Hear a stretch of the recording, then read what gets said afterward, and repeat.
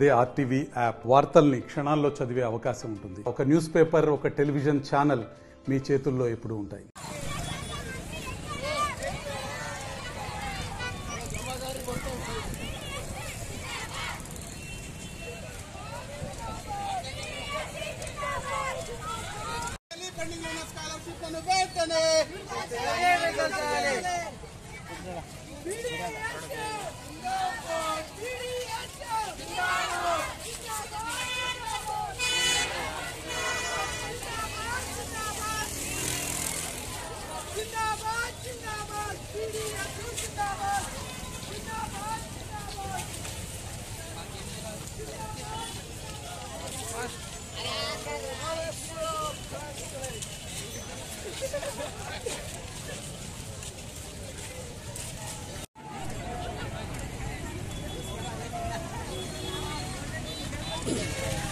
తెలంగాణ రాష్ట్రం వచ్చి 10 ఏళ్లు గడిచిపోయినా కూడా ఇప్పటి వరకు ఎక్కడి దొంగడి అక్కడే అన్నట్టు విద్యారంగంలో ఎక్కడి సమస్యలు అక్కడే ఉన్నాయి. గత టీఆర్ఎస్ ప్రభుత్వం చేసిన తప్పులే మళ్ళీ కాంగ్రెస్ ప్రభుత్వం కూడా చేస్తుంది.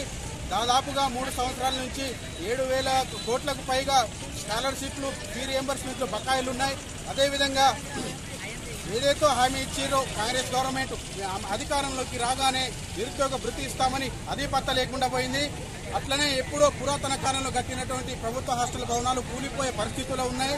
అదేవిధంగా కాలేజ్ హాస్టళ్లకు సంబంధించి అన్ని పట్టణాల్లో, జిల్లా కేంద్రాల్లో కూడా అద్దె భవనాల్లో కొనసాగుతున్న పరిస్థితి ఉంది. ఎక్కడ కూడా ప్రభుత్వ హాస్టల్ భవనం లేదు. విద్యార్థులకు కనీసం ఆడుకోవడానికి ఆట స్థలం కూడా లేకుండా సందుల్లో, ఇరుకు గదుల్లో జీవనం కొనసాగిస్తూ ఉన్నారు విద్యార్థులు ప్రభుత్వ హాస్టల్లో ఉంటూ. అదేవిధంగా ఏ రైతు రోడ్డెక్కి రుణమాఫీ చేయాలని, రైతు బంధు ఇవ్వాలని అడిగారో మాకైతే తెలీదు. కానీ సంవత్సరాలుగా విద్యార్థులు రోడ్డెక్కి గొంతు చించుకుని అరుస్తున్నా కూడా ఇప్పటి వరకు విద్యార్థుల సమస్యలు పరిష్కరించకుండా, ఏమైనా కానీ రైతులు అంటే మేము కూడా రైతు బిడ్డలమే, కానీ మా గురించి పట్టించుకునే నాదుడే లేడు. అన్ని శాఖలకు మంత్రులు ఉన్నారు కానీ కేవలం విద్యాశాఖకు మాత్రం మంత్రి లేనటువంటి పరిస్థితి నేడు కాంగ్రెస్ ప్రభుత్వంలో దాపురించింది.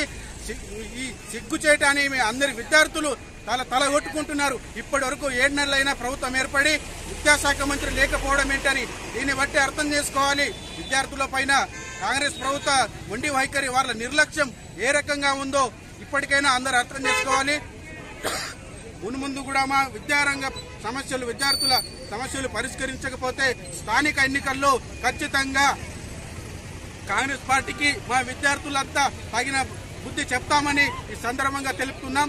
ఇప్పటికైనా పెండింగ్ లో ఉన్న స్కాలర్షిప్లు విడుదల చేయాలి. అలాగే గత సంవత్సరం పెంచిన కాస్మెటిక్ మెస్ ఛార్జీలను అమలు చేయాలి.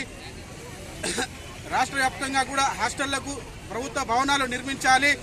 అదేవిధంగా ఉమ్మడి ఆదిలాబాద్ జిల్లాకు సంబంధించి గిరిజన యూనివర్సిటీ ఏర్పాటు చేయాలి. ఉమ్మడి ఆదిలాబాద్ జిల్లాలో ఇంజనీరింగ్ కళాశాలను కూడా ఏర్పాటు చేయాలని ఈ సందర్భంగా ప్రభుత్వాన్ని డిమాండ్ చేస్తున్నాం. మరిన్ని వీడియోస్ కోసం ఛానల్ ని సబ్స్క్రైబ్ చేయండి. లేటెస్ట్ అప్డేట్స్ కోసం వాట్సాప్ ఛానల్ ని ఫాలో చేయండి.